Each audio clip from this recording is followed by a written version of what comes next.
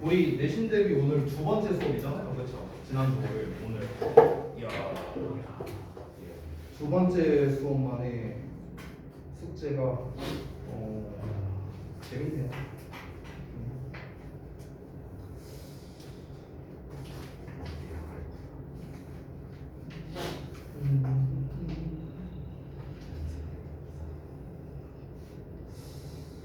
어떻게 할까? 그래도 숙제 안 된 거는 마무리는 하고 가야 되지 않을까요? 우리 건이랑 승우랑 종훈이랑, 그죠? 안 된 건 마무리하고 가야지. 아니요? 내 말 틀렸어 혹시? 건아 혹시 쌤 말 틀렸어요? 승우 쌤 말 혹시 틀렸나요? 못한 건 다 하고 가야지 그래도, 그지? 그러니까 저기 뭐야, 도식화가 안 됐든 채점이 안 됐든 부분에서 뭐가 안 됐든 간에 어쨌든 간 안 된 거는 완료를 하고 가자고요. 아시겠죠? 못한 사람들 다, 3명 다. 왜 종훈이 왜? 뭐 혹시 제가 틀린 말 하고 있나요? 아니요. 그래도 안 된 거는 하고 가야지. 그치? 얘들아? 자. 왜? 아니 왜요?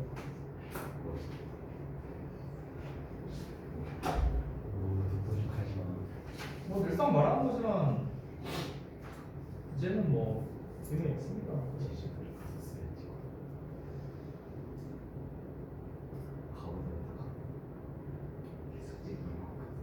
아휴.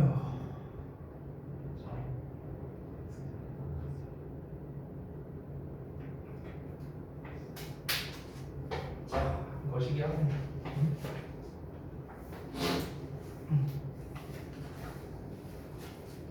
왜 못했나 얘기가 들어오죠. 엄마 왜 못했어? 네. 두 번만 하겠지 말고.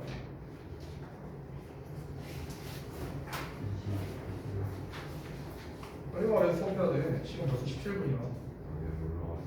어? 어제 놀러 갔어. 어제 놀러 온 거랑 뭔 상관이야? 숙제를 지난주 월요일에 했는데.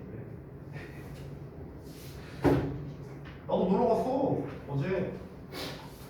나도 어제 놀았어. 나도 어제 놀았는데 이거 다 만들었잖아. 알았어, 그거.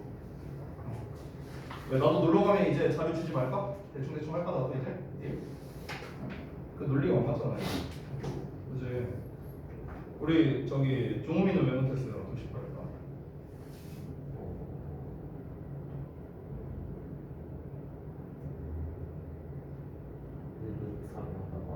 느긋하게 하다가 승우는 아까 도시파가 있는 걸 까먹었다.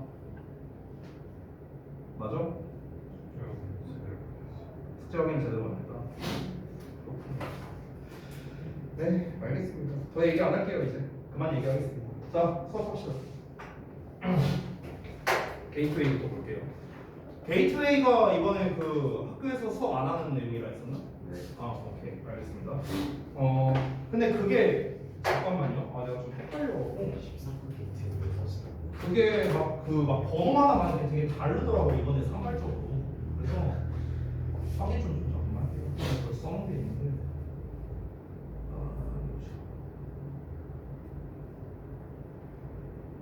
지금 4강 1에서 4번 요거는 이제 서술형이랑 어법이 나올 수 있는 서술형이랑 어법이 나올 수 있는 질문 내가 이렇게 체크를 해놨거든요 따로. 그래서 요 부분을 제외하고는 지금 다 안 나온다는 거잖아요. 그래서 4강 게이트웨이는 일단은 이제 수업을 안 한 내용이니까 이거는 좀 어법이랑 서술형이 안 나오는, 어법 서술형 안 나오는 거는 좀 체크를 할게요. 헷갈릴 수 있으니까. 어법 서술형 안 나온다. 내가 체크할게요. 여러분도 뭐 체크하시려고 하시고. 자, 그러면 이 지문은 아예 본 적도 없겠네요, 여러분은? 학교에서 진도가 안 나왔을 테니. 네, 알겠습니다. 자, 일단 구조독해 패턴을 간단하게 한번 읽어보고 시작을 해볼게요. 현상 문제제기 예시 결과라고 나와 있습니다. 자, 이거는 이제 구조독해 패턴에서 역시나 또 전형적인 녀석 중 하나로 현상의 문제점을 제시한다. 원래는 보통 해결책이 나오는 경우도 있는데 해결책이 안 나와 있죠? 그러면 뭐가? 이 문제를 제기하는 게 곧 주제다라고 얘기를 하고 있습니다. 됐죠? 그럼 주제가 한 두세 번째 문장쯤에 나오겠네요. 그죠? 그러면 빈칸 문제를 만약 낸다면 당연히 이쪽에다가 빈칸을 뚫을 가능성이 높겠죠. 이걸 염두에 두자고요. 자, 그러면은 내용을 한번 봅시다. 현상이 뭐냐면 사람들은 일을 닥쳐서 처리하는 경향이 있대요. 네, 이어서 볼게요. 자, 그래서 문제점을 제시하고 있는데 비상사태에 대처하는 능력을 과대평가하여 예방조치를 취하지 않는 안일한 태도를 가지고 있다 합니다. 이게 뭔 말인지 좀 설명이 필요할 것 같아요. 요거는요. 자, 글을 읽기 전에 여기서 비상사태라는 말이 나와 있거든. 이 비상사태, emergency로 나와 있어요. 실제로 본문에도. 그럼 여기서 비상사태라는 게 뭘 말하는 거냐면요. 뭔가 일을 닥쳐서 처리하는 거 있죠. 이거를 비상사태에 대처하는 능력이라고 지금 얘기하고 있는 거예요. 됐어요?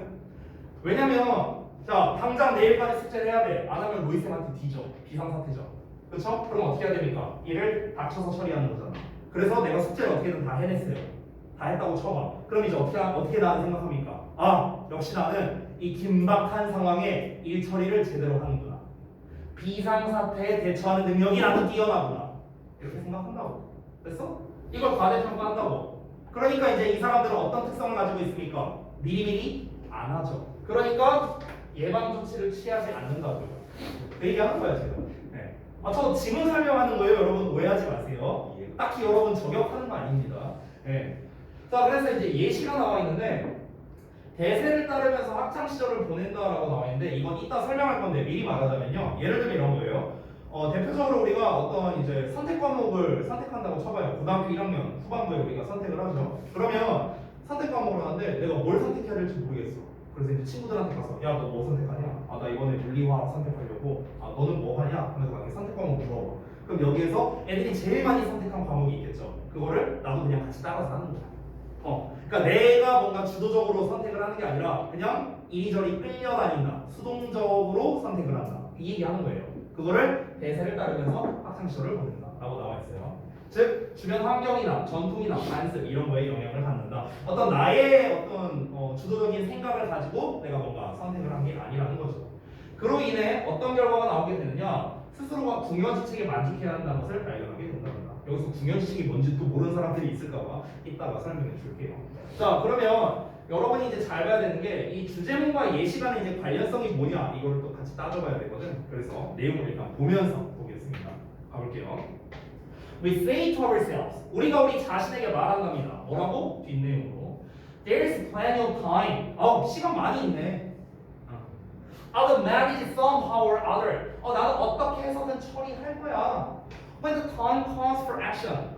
시간이 다가올 때, 행동을 위한 시간이 다가올 때. 그러니까 내가 행동을 해야 할 때가 오면은 그러면 어떻게든 나는 그걸 해낼 거야. 시간 많잖아. 다음 주까지 내 숙제. 네, 이런 겁니다. So, we are rather proud of our ability to meet emergencies. 여기 나와 있죠? emergency라고. 우리는 다소 자랑스러워합니다. 우리의 능력을요. 어떤 능력? 비상사태를 만족시키는 능력이랍니다. 비상사태가 의미하는 게 뭐라고요? 위에서 말했던 내용이 되는 거죠. 위에서 말했던 게 뭐라고요? 바로 요게 비상사태죠. 요거 어떤 액션을 취해야 할 시간이 다가올 때 어떻게든 내가 해낼 것이다 하는 게 바로 비상사태에 대처하는 능력이 되겠죠. 됐어요? 이걸 어떻게 한다? 자랑스러워한답니다. So 그러다 보니까 we do not plan. 우리는 계획을 안 해요. 그리고 take precautions. 예방 조치를 취하지 않습니다. To prevent. 예방하기 위해서요. Emergencies from arising. 자 이거 prevent 목적어 from ing죠? 얘가 ing 하는 걸 막다, 예방하다 이렇게 쓰면 되죠. 비상사태가 발생하는 것을 막기 위해서 계획을 세운다거나 뭐 예방 조치를 취한다거나 이러지 않는답니다. 그냥 무계획으로 그냥 흘러가는 대로 한다는 거예요. 흘러가는 대로. 그렇죠? 자 이어서 볼게요. It is too easy 해갖고 나와 있고 그 아래도 it is too easy 해갖고 같은 패턴으로 나와 있는데 한번 보겠습니다. 자 너무나 쉽대요. To drift through school and college. drift라는 게 표류하다라는 뜻이거든요. 그러니까 표류한다는 게 뭐냐? 뭔가 그냥 둥둥 떠다니는 거야. 둥둥 떠다니는 거. 그러니까 내가 막 능동적으로 수영을 하거나 헤엄치거나 이런 게 아니고요. 그냥 가만히 있는 거야. 바다에서 그냥 가만히 있으면 이렇게 이 파도나 이런 거에 의해서 막 이렇게 내가 이리저리 이제 휘쓸리겠죠. 그렇죠? 그 상태를 드리프트라고 합니다. 그러니까 그냥 흘러가는 대로 가는 게 너무나 쉽다고요. 학교 생활, 뭐 대학교 생활에서요. 뭐 하면서 ing하고 ing하고 ing하고 ing 하면서 그래서 이 분사구문 4개가 연결됐습니다. Taking the traditional conventional studies that other takes. 자, 다른 사람들이 수강하는 전통적이고 그냥 관습적인 그런 수업들 이런 거를 taking 수강하고요. Following the lines of least resistance. 여기 잘 보세요. 최소한의 저항의 라인을 따라간대요. 그러니까 최소한의 저항이 뭘 말하는 걸까? 최소한의 저항. 저항이 가장 적대. 어떤 거? 맞아요. 바로 그겁니다. 즉 리스크예요. 리스크. 됐어요? 그러니까 리스크가 가장 적은 방향성을 따라간다. 그리고 electing snap courses 쉬운 과정을 electing 한대요. 선택하고요. And going is the crowd. 자, 그러니까 다수와 함께 간다는 거니까 대세에 따른다. 이렇게 보면 되겠죠. 됐어? 이러면서 그냥 이리저리 떠다니는 거는 너무나 쉽다는 겁니다. 결국 한마디로 말하면 뭡니까? 수동적으로 사는 건 쉽다 이 얘기하는 거예요. 전부 다 수동적인 거 얘기하는 거잖아. 그렇죠? 능동적인 게 아니죠. 그 다음 문장도 It is too easy. 너무나 쉽대. 뭐가? To take the attitude. 태도를 취하는 것은요. 그 태도가 어떤 거냐? 다음과 같은 태도인데요. First, 먼저 I will get my education. 내가 내 교육을 받고 and develop myself. 나 자신을 발전시킬 거야. And then 그리고 나서 I will know better. 나는 더 잘 알게 되겠지. 뭐에 대해서 what I'm fitted to do for a life work. 라이프 워크라는 거는 일단 평생 직장 뭐 이런 거 생각하면 될 것 같아요. 그러면은 내 평생 직장을 위해서 내가 하기에 적합한 것. 됐어요? 내가 하기에 적합한 것을 더 잘 알게 되겠지. 이렇게 된 거예요. 이런 태도를 취하기가 쉽대요. 이게 무슨 말이야? 쉽게 말하면 이겁니다. 그냥 학창 시절에 그냥 내가 뭐 능동적으로 생각해서 하는 게 없는 거야. 그냥 수동적으로 사는 거야. 그냥 이렇게 하면 저렇게 하는 대로 그렇게 하면 그렇게 하는 대로 그냥 이렇게 살아갑니다. 그렇게 살아가다 보면서 어떤 태도를 취하는 겁니까? 나중에 내가 하고 싶은 거 생기지 않을까? 이런 거야. 지금은 내가 하고 싶은 게 없는데 나중에 좀 이렇게 생기지 않을까? 내가 그냥 이렇게 공부하다 보면은 뭐 내가 언젠가는 스스로 발전하겠지. 그러면 내가 나와 잘 맞는 직업이 이런 거구나라는 것도 알게 될 테고 뭐 살다 보면 되지 않을까? 라는 거죠. 됐어요? 되게 좀 정말 좋게 표현하면은 낙천적으로 생각한다라는 거예요. 낙천적으로. 됐어요? 근데 실제로는 뭐냐? 그런 건 없습니다. 그런 건 없죠. And so 그래서 we drift 우리가 표류하게 된다. 뭐 하면서 분사구문 2개가 연결된 겁니다. Driven by the winds of circumstance. 어떤 환경이라는 바람에 의해 driven 뭔가 이렇게 내몰리게 되고요. Tossed about by the waves of tradition and custom. 그래서 전통과 관습이라는 물결에 의해 내던져지면서 우리는 표류하게 된답니다. 즉 스스로가 주도적으로 미래를 설계하는 그런 게 아니라 주변 환경, 전통, 관습 이런 거에 의해서 이리저리 떠밀리게 된다는 거야. 그렇게 수동적으로 살게 된다는 거죠. 자, 다음 문장 보겠습니다. Eventually. 그래서 어떻게 되겠습니까? 결국에는 대부분의 사람이 flying 알게 되는데 대시 생략된 거죠. They must be satisfied with any port in a storm. 이렇게 나왔습니다. 참고로 4강이요 함축의 밑줄은 파트였거든요. 근데 함축의 미가 여기 밑줄에 나와 있었습니다. Any port in a storm. 여기를 좀 설명할게요. 직역 먼저 해봅니다. 뭘 발견하게 되냐면 그들이 만족해야 한다고요. 뭐에? 폭풍 속에 있는 어느 항구에서든지 간에 어떤 항구든지 간에 그거에 만족해야 한다라는 걸 발견한다. 자, 이게 무슨 말이냐? 여기에서 any port in a storm이라고 나와 있죠. 이게 아까 말했던 궁여지책이라는 거예요. 궁여지책. 자, 이 궁여지책이 무슨 말이냐 모르겠죠? 그래서 아래다 써놨어요. 니네가 모르죠? 뭐라고 써 있습니까? 둥한 나머지 생각다 못해 어쩔 수 없이 짜낸 계획. 즉 더 쉽게 말하면 어쩔 수 없는 선택. 그러니까 내가 선택할 수 있는 것들이 이렇게 있어. 예를 들어서 선택 사항들이 있다고 쳐봐. 근데 여기 있는 것들은 선택이 불가능한 애들이야. 근데 선택이 불가능한 애들은 뭐냐? 전부 다 좋은 애들밖에 없어. 얘네들은 선택이 가능한 애들이야. 근데 안 좋아. 안 좋은 애들밖에 없어. 내가 이렇게 수동적으로 삶을 살게 되면 그러면 내가 정말 원하는 이 좋은 것들은요 선택을 할 수가 없어요. 이건 아예 불가능합니다. 불가능하고요. 심지어 이 글에서 이 사람이 뭐라는 줄 알아요? 그 다음 문장이 나와 있는데 여기 잠깐 볼래? 뭐라고 나와 있습니까? Scarcely one chance in a thousand라고 말했어요. 지금 이 사람은 뭐라고 했습니까? 1000분의 1 확률도 거의 안 된다고 얘기했어요. 되게 촌철살인이죠 이 사람. 내 스타일이에요. 야 1000분의 1 정도밖에 안 된다가 아니라 1000분의 1도 지극히 안 된다라고 scarcely라고 말했어요. 그러니까 확률이 그냥 거의 없다 이렇게 얘기를 하는 거죠. 자, 그러면은 내가 선택이 가능한 것들이 이렇게 있습니다. 이 선택이라는 거를요, 좀 쉽게 여러분 이해를 돕기 위해 직업이라고 생각해보세요. 직업. 내가 나중에 갖게 될 직업. 근데 이 직업에서 나는 여기 있는 걸 선택할 수 없어요. 왜? 그동안 나는 수동적인 삶을 살아왔으니까 이걸 안 됩니다. 아예 불가능하고요. 그럼 선택이 가능한 애들이 있습니다. 근데 여기에서 그나마 제일 나은 거 골라야겠죠. 제일 나은 거, 그렇죠? 이 중에서 제일 나은 게 얘야. 그럼 나는 이거를 선택한 거에 그냥 만족하면서 살아가야겠구나. 이 얘기하는 거야 지금 여기서 말하는 거. 됐어? 만약에 제가 이제 직업을 비하하는 건 아닙니다 절대로. 근데 이제 예를 들어서 내가 원하는 직업이 약사였어. 예를 들어서. 근데 나는 어떤 수동적인 삶을 살아가다 보니까 절대 이 약사가 될 준비가 전혀 안 돼 있어. 그러니까 이건 아예 선택이 불가능합니다. 약사라는 직업은 선택이 불가능하다. 1000분의 1의 확률도 안 된다라고 다음 문장에서 얘기하고 있죠. 그럼 내가 이제 선택할 수 있는 거 뭐가 있을까? 예를 들어서 배민 라이더 있을 수 있고요. 다시 한번 말하지만 저는 이 직업 비하할 생각은 없어요. 내가 말하는 거는요 본인이 선택할 수 없는 직업. 그러니까 직업의 어떤 이제 입문 난이도는 사실 있잖아요. 직업의 입문 난이도는 있잖아. 그러니까 솔직히 입문 난이도가 두 개를 비교했을 때 얘가 100만 배 어려울 거 아니야. 그렇지? 그러니까 직업의 입문 난이도를 기준으로 한 겁니다. 배민 난이도 아니면 쿠팡 이런 그렇죠. 내가 지금 생각나는 게 그런 쪽밖에 없어. 이거 오토바이 면허만 있으면 되니까. 어쨌든 이런 거 아니면 편의점 알고 이런 게 있어요. 예를 들어서 등등. 내가 선택할 수 있는 건 여기밖에 없습니다. 그럼 여기 중에서 그나마 제일 나은 걸 골라야겠죠. 내가 봤을 때 쿠팡이 제일 나은 것 같아요. 내가 봤을 때. 쿠팡은 또 많이 주더라고요. 얘기 들어보면. 그래서 선택을 했습니다.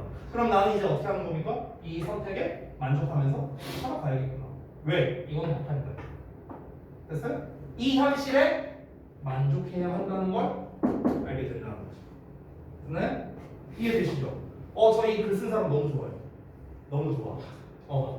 내 스타일이에요. 이 딱 말투가 제 스타일이에요. Sailors who sail a port because they are driven to it 이라고 나왔네요. 자, 여기를 한번 직역을 해보셔도 비유적으로 표현하고 있거든요. 위에서 궁여지책 표현할 때 any port in a storm이라고 했잖아요. port 항구잖아. 항구. storm 폭풍우고요. 항구라는 얘기가 나왔으니까 비슷한 비유적 표현으로서 sailor를 표현한 거예요. 선원이라고 했습니다. 그러니까 여기서 말하는 선원은요 그냥 일반인이야. 여러분이라 생각하면 돼요. 쉽게 말하면.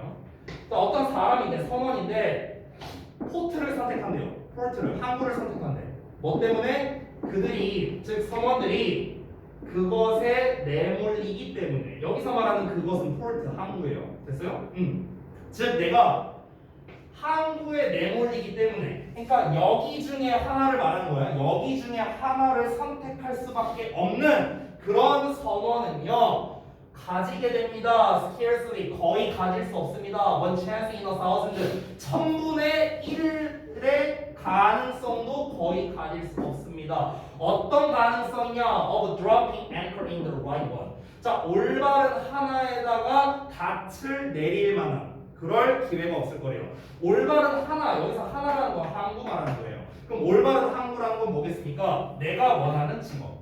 이렇게 생각하면 되겠죠. 즉 내가 원하는 어떤 직업에 뭔가 여기서 닻을 내린다는 건 내가 그래도 발이라도 한번 디뎌본다. 이 정도로 이해하면 돼요. 됐어요? 그러니까 내가 약사 언저리의 발 뒤꿈치라고 한번 비교볼 수 있는가? 그거의 확률이 1000분의 1도 안 된대요. 되게 세게 얘기했죠 이 사람이. 그렇죠? 그러니까 약사가 될 확률도 아니고 약사의 어떤 그런 발 비교볼 확률이 1000분의 1의 가능성도 거의 없다고 이렇게 얘기하게 돼요. 저는 그래도 한 1%는 된다 이렇게 얘기하는데 이 사람은 0.001도 안 된다라고 지금 거의 안 된다. 네, 이렇게 네, 얘기를 하고 있습니다. 자, 그래서 내용이 이제 마무리가 되는데요. 정리를 좀 해볼게요. 정리. 자, 다시 아까 글의 구조적인 한 부분을 다시 한번 보겠습니다. 밑부분에서 뭐라고 했는가? 그러니까 결국 이 사람은 뭐라고 하는 거냐면요. 이제 문제를 제기하는 거예요. 어떤 문제점을 제기하고 있는 건가? 그러니까 뭔가 자기의 인생을요, 학창 시절부터 자기의 인생을 뭔가 주도적이 아니라 이리저리 끌려다니고 수동적으로 이렇게 안일한 태도로 가지는 삶을 살아가는 사람들이 많다. 근데 그렇게 되면 결국에는 뭐다? 본인이 이제 원하는 일을 할 수가 없게 된다. 그 얘기를 하는 거죠. 그렇죠? 그래서 이제 여기에서 닥쳐서 일을 처리한다라는 것들은 전부 다 뭡니까? 여기서 일을 닥쳐서 처리한다는 것 자체가 결국에는 수동적 태도를 얘기하고 싶은 거였던 거예요. 수동적 태도. 왜 이게 수동적 태도랑 똑같은 말이냐면요. 일을 닥쳐서 처리한다. 이게 비상사태에 대처하는 능력이다. 이게 다 수동적 태도를 말하는 건데 왜 그러냐면 얘들아 수동적이라는 거는요. 그냥 내가 뭔가를 계획해서 한다는 게 아닌 거죠. 그렇죠? 즉 수동적 태도라는 건 계획성이 없다는 뜻이에요. 계획성이 없어. 그냥 어떤 일이 다가오니까 해야겠네 해서 어쩔 수 없이 하는 또 어떤 일이 다가오니까 어쩔 수 없이 해야겠네. 그러니까 여기서 말하는 수동적 태도라는 건 일을 닥쳐서 처리한다는 건 어쩔 수 없이 해야 하니까에 가까운 거예요. 어쩔 수 없이 해야 하니까. 그래서 근데 어쩔 수 없이 한다는 것 자체가 계획성이 있는 게 아니잖아요. 그렇죠? 근데 이런 태도를 가지게 되면 이제 결국 어떻게 된다? 궁여지책에 만족해야 된다. 궁여지책에 만족하는 삶을 살아야 한다. 이렇게 볼 수 있는 거죠. 제가 이제 이해가 되기 쉽게 직업적인 측면으로 이야기를 했는데 사실 직업적인 측면으로서 얘기한 건 아니에요. 그래서는요. 직업적인 측면이라기보다는 본인이 앞으로 뭔가를 결정을 내리는 데 있어서 본인이 원하는 결정을 내릴 수가 없다라고 이제 이야기를 하고 싶은 거죠. 예를 들어서 하나 이제 얘기해 주자면 제가 여러분께 아마 얘기한 적이 있을 겁니다. 제 그 친구가 하나 있는데 그 여자예요. 근데 이제 얘가 이직 기회가 한번 온 적이 있었어요. 참고로 고졸입니다. 고졸인데요. 20살부터 회사 생활하고 있어요. 제가 지금 35이잖아요. 근데 이제 이 친구가 27살인가 이때쯤에 이직 기회가 왔습니다. 굉장히 좋은 회사였어요. 굉장히 좋은 회사. 뭐 월급도 올려주고 이제 기존 회사는 이제 집에서 대중교통도 2시간 거리였거든요. 근데 5분 거리였어요. 거리도 가깝고요. 복지도 좋고요. 그러니까 좋은 점이 너무나도 많죠. 그럼 당연히 이직을 해야겠죠. 스카우트 J가 온 거야. 근데 그 스카우트 J를 하는 데 있어서 조건이 있었어요. 뭐였냐면요. 토익 점수 600점만 받아오라 했습니다. 600점만 받아와라. 600점이면요 이제 좀 감이 안 올 수 있으니까 예를 들어 말하자면 수능 영어 수능이랑은 좀 타입이 다르긴 한데 수능 영어를 내가 만점 받을 실력이다. 그러면 토익으로 치면 한 700점 나올 것 같아요. 그렇죠? 이 정도 나올 것 같습니다. 대충 계산했을 때. 그럼 이제 토익 600은요. 지금 여러분이 한 달만 준비하면은 받을 수 있는 점수예요. 내 생각으로 여러분이 한 달만 딱 빡세게 준비하면 600점 받을 수 있어요. 바꿔도 나와요.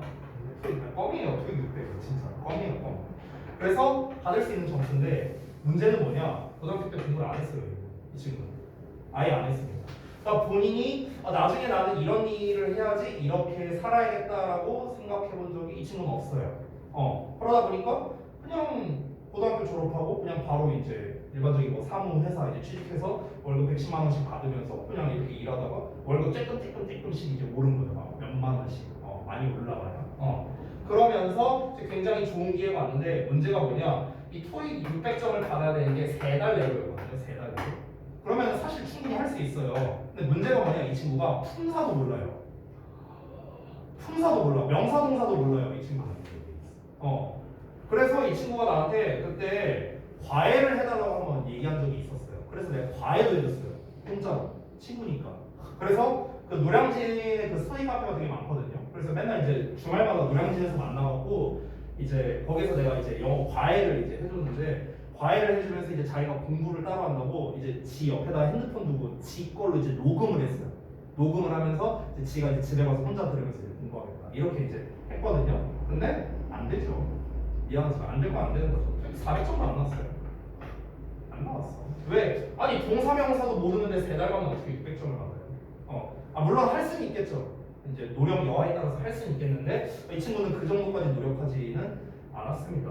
그냥 본인이 그냥 이때 당시에 제대로 한 게 없이 그냥 흘러가는 대로 살고 그냥 흘러가는 대로 자기가 원하는 일을 한 것도 아니잖아. 심지어 이 회사도요. 그냥 표류한 거예요. 이 친구는요. 그냥 수동적인 삶을 살아온 겁니다. 그러니까 결국에는 좋은 기회가 왔을 때 잡지 못했죠. 1000분의 1도 안 된다 했잖아요.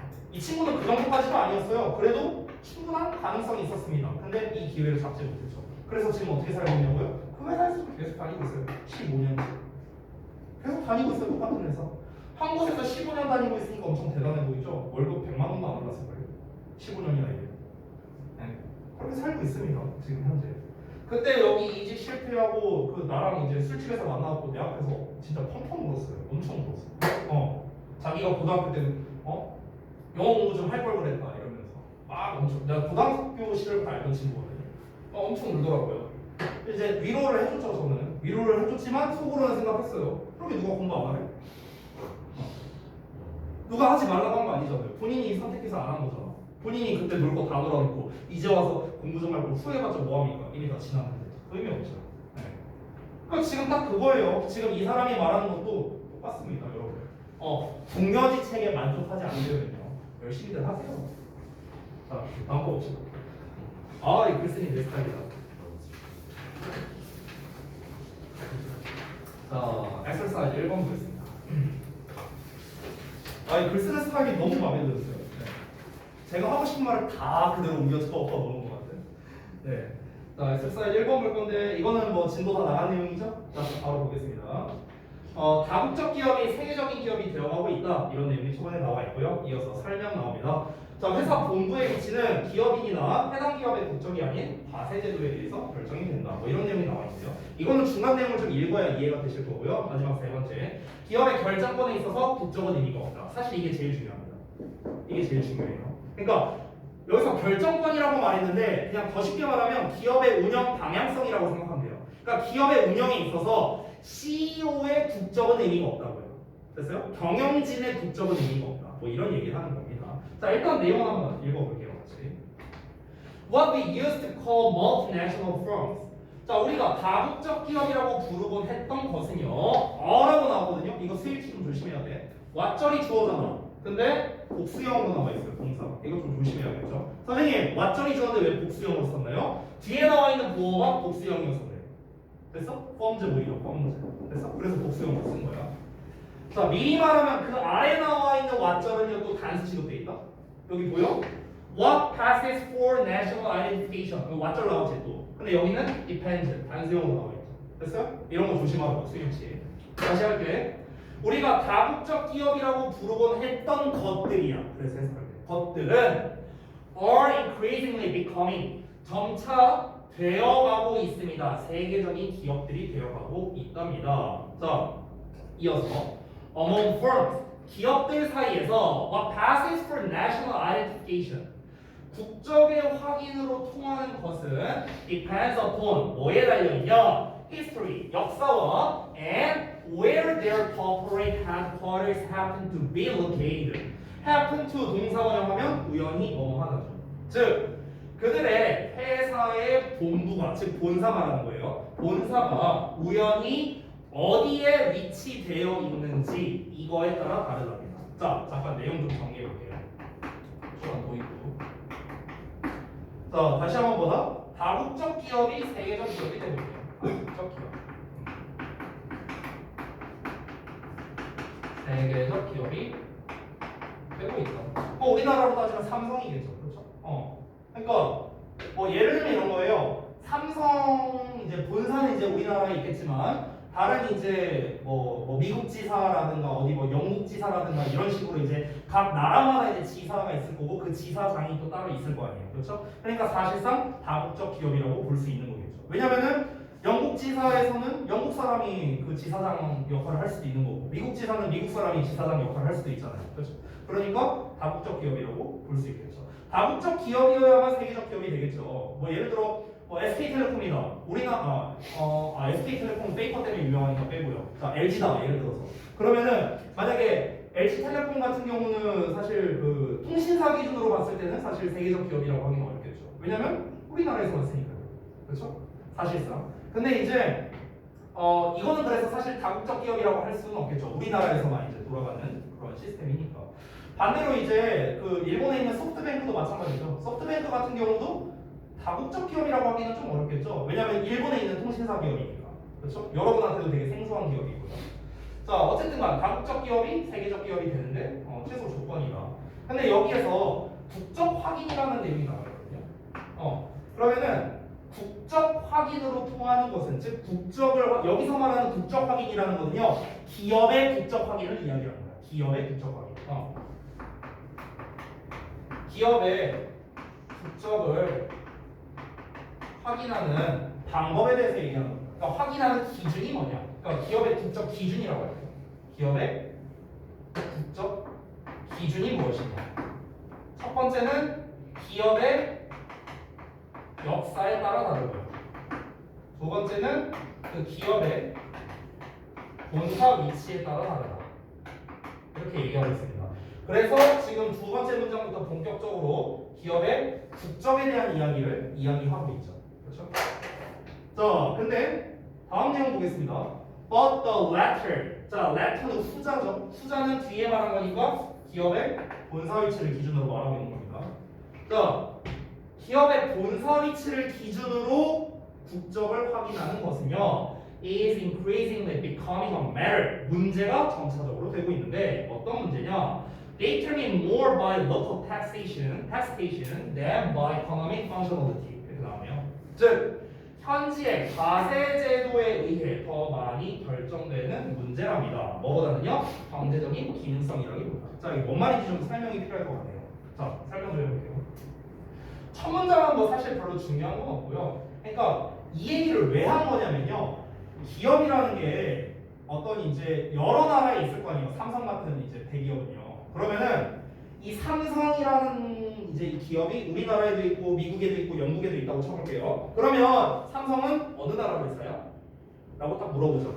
그럼 이 기업의 국적이 어디냐? 이렇게 물어봤을 때 우리는 전부 다 당연히 한국 기업이다라고 말할 겁니다. 그러면은 한국 기업이라고 말하는 기준이 있겠죠. 그 기준을 잡을 때 보통 뭘로 한다? 두 가지로 잡는다고. 첫 번째, 기업의 역사가 어떻게 되느냐. 기업의 역사가 어떻게 됩니까? 우리나라에서 시작했잖아요. 그렇죠? 그러니까 우리나라 기업이다. 이렇게 얘기할 수 있는 거. 두 번째는 뭐다? 기업의 본사 위치다. 삼성이 어디 있어요? 우리나라에 있잖아. 본사가. 그러니까 우리나라 회사다. 이렇게 얘기할 수 있다는 겁니다. 이 두 가지를 근거로 해서. 근데 기업의 역사는 그렇다고 치는데 얘는 좀 문제가 될 수 있대요. 오늘날. 기업의 본사 위치. 이걸 기준으로 삼성은 한국에 있으니까 삼성은 한국 기업이다. 이렇게 말하는 게 좀 문제가 될 수 있다는 거예요. 왜 문제가 될 수 있냐? 예를 들어 볼게요. 예를 들어서 만약에 이제 그 여기 있어요. 이게 한국에 삼성이 있어요. 삼성이 있는데 여기 이제 중국 대륙이 이렇게 있습니다. 근데 예를 들어서 이 삼성이 그 뭐 예를 들어서 이제 대기업 죽이기 정책 뭐 이런 거 해갖고 얘들한테 이제 기업 이제 국가에서 이렇게 얘기를 합니다. 정부에서 야 니네 대기업이니까 돈 많이 벌잖아. 니네 세금 40% 내. 이렇게 했어. 근데 이제 삼성이 이제 빡이 친 거야. 미쳤어? 어떻게 세금을 40%나? 근데 이제 중국에서 제의를 하는 거죠. 야, 너네 회사 우리 회사로 본사 옮겨. 우리 세금 50%만 내게 줄게. 이렇게 하는 거야. 그럼 삼성 입장에서는 안 갈 이유가 없는 거죠. 여기로 본사를 옮겼어요. 자, 본사를 옮긴다고 해서 우리나라에서 제품을 못 판매합니까? 아니잖아요. 그렇잖아. 오히려 더 비싸게 판매할 수 있어요. 텍스 붙여갖고요. 그렇죠? 관세 붙여갖고 더 비싸게 팔 수도 있어. 잘하면. 그러니까 얘네 입장에서는 안 옮길 이유가 없는 거야. 가면은 과세도 더 줄어들죠. 그렇다고 해서 여기에서 우리가 뭐 물건을 판매 못하는 것도 아니죠. 그러면은 본사 위치가 옮겨졌네요. 중국으로 옮겨졌어. 예를 들어서. 자, 그러면은 여기서 질문하는 거야. 자, 삼성은 어느 나라 기업이죠? 애매해지죠. 이러면 애매해지죠. 그렇죠? 그러니까 문제가 되고 있다는 거야. 이해돼요? 그러니까 경제적 기능성에 의해서라기보다는요, 이 과세 제도에 의해서 더 많이 결정되는 문제가 되고 있다라는 겁니다. 다음 내용 볼까요? 구체적인 예시가 나오는데 The recent news about U.S. firms moving their legal headquarters to Bermuda to get lower taxes. 여기까지 한번 볼게요. 자, 최근에 소동인데 어떤 소동이냐? 전치사기에 동명사가 나왔습니다. 모인 동명사, 의미상의 주어예요. 자, 미국의 기업들이 그들의 법적 본사를 옮겼대요. 어디로? 버뮤다로 옮겼답니다. 왜 옮겼는데? To get lower taxes니까 더 낮은 세금을 얻기 위해서, 즉 과세를 줄이기 위해서 버뮤다로 옮겼답니다. 근데 이것이 but one example. 여기서의 but은 그냥 just의 뜻이에요. 그죠? 하나의 예시다. 그러면은 여기 이 미국의 기업들은 과연 미국 기업이라고 해야 되는가, 버뮤다 기업이라고 해야 되는가? 애매해지잖아, 그렇죠? 과세제도 때문에 본사를 옮겼으니까. 자, 그래서 여기까지는 이야기할 게 뭐냐? 이 기업의 본사 위치, 얘를 기준으로 국적을 기업의 국적이에요, 당연히. 기업의 국적을 확인하는 것은 문제가 된다는 거. 문제가 좀 생기고 있는 거죠. 그 이유가 무엇입니까? 바로 현지의 과세제도 때문이죠. 과세제도 때문에. 자, 이런 얘기를 했습니다. 어느 나라 기업이냐라고 말하기가 좀 애매해진다라는 거죠. 자, 그런데 이 문장에서 이제 진짜 중요한 얘기가 나오는데요. 뭐라고 나오는지 볼까요? National identification, 국적 확인이 means little, 거의 의미하지 않는데요. 뭐를? When it comes to predicting a firm's behavior. When it comes to 하면 뭐뭐에 관해서라면이죠. 그렇죠? 뭐 별거 아니지만 이 to는 전치사입니다. 그래서 뒤에 동명사 쓴 거예요. 동사만 쓰면 안 된다. 알았지? 자, 뭐에 관해서라면? 기업의 행동을 예측하는 것에 관해서라면 거의 의미가 없답니다. 그럼 여기서 기업의 국적 기준, 이거에 대해서 얘기를 했는데 지금 여기서 지금 이야기하는 게 뭡니까? 기업의 행동을 예측하는 것. 기업의 행동을 예측하는 게 뭔데요? 기업이 앞으로 어떤 행동을 취할 거냐, 어떤 스탠스를 취할 거냐, 앞으로 나아갈 방향성이 어떻게 되냐. 됐어? 이거 얘기하는 거야. 즉, 국적 확인은요, 기업의 방향성을 기준으로 한다는 거야. 기업의 방향성과는 무관하다. 이 얘기하는 겁니다. 이게 뭐예요? 주제예요, 주제. 이게 필자가 하고 싶은 말이에요. 자, 지금까지 한 내용을 좀 정리해 볼게. 자, 여러 나라에 뻗쳐서 이렇게 좀 뭐랄까, 우리가 이렇게 이 사업을 넓히는 그런 이제 다국적 기업이, 세계적 기업이 되고 있는데요. 근데 이 세계적 기업은 이제 우리가 국적 확인할 때 조금 애매함이 있을 수 있다. 근데 우리가 그 기준을 뭘로 잡느냐? 기업의 역사, 어디에서 시작됐는가, 그리고 기업의 본사가 어디 있느냐, 이런 걸로 이제 우리가 이게 어느 나라 기업이다 이렇게 기준을 잡았다는 거죠. 근데 역사는 둘째치고 본사의 위치를 기준으로 하다 보니까 이런 과세제도나 이런 것 때문에 문제가 생긴다. 그럼 어떡하지? 이 본사의 위치를 기준으로 잡아야 되나? 역사를 기준으로 잡아야 되나? 대체 이 기업을 어느 나라 기업이라고 해야 되는가? 이런 애매함이 생깁니다. 근데 이 필자가 말하는 것보다 어느 나라 기업이고 나발이고 상관없어 라고 얘기하고 있는 거야, 지금 이 사람은. 어느 나라 기업인지는 중요하지 않아. 기업의 방향성과는 상관없어. 아니, 막말로 이렇게 생각해봐. 지금 삼성을 이재용이 운영을 하든 중국 사람이 운영하든 우리랑 뭔 상관이에요?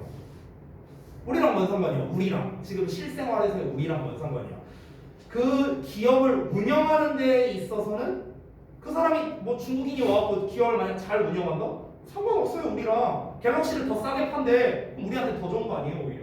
그렇잖아. 그러니까 기업의 방향성과는 무관하다는 거죠. 그러니까 그러니까 국적이랑 기업의 방향성은 무관하다고요. 국적이랑 단순히. 그러니까 이 기업을 잘 이끌어 나가고 올바른 방향성으로 이끌어 나가는 그 사람의 능력이 중요한 거지 어느 나라 사람이냐가 중요한 게 아니라는 거야. 지금 이 사람이 말하고 싶은 거야. 자, 그래서 다음 내용을 보자면 이제 구체적인 이제 주제가 나오는데 place of origin. 자, 기업의 출신지죠. 기업의 출신지를 말하는 거. 출신지 장소 또는 the nationality of the passports held by the top managers. 그러니까 최고 경영진들에 의해 보유된 여권의 국적이랍니다. 즉 쉽게 말하면 CEO의 국적이라고 생각하면 되겠죠. 즉 기업의 출신지. 기업의 출신지는 뭐 말하는 걸까요? 이거 말하는 거죠. 기업의 역사 말할 가능성이 높겠고, 그리고 최고 경영자의 국적이니까 최고 경영자니까 이거는 아니겠네요. 이거랑 안 나와 있는 거네요. 어쨌든간 기업 운영진의 국적 이런 것들이 makes less and less difference. 여기 잠깐 볼게요. make difference 하면은 직역하면 차이를 만들다죠. 그렇죠? 근데 이 차이를 만들다 말고요. 약간 의역되면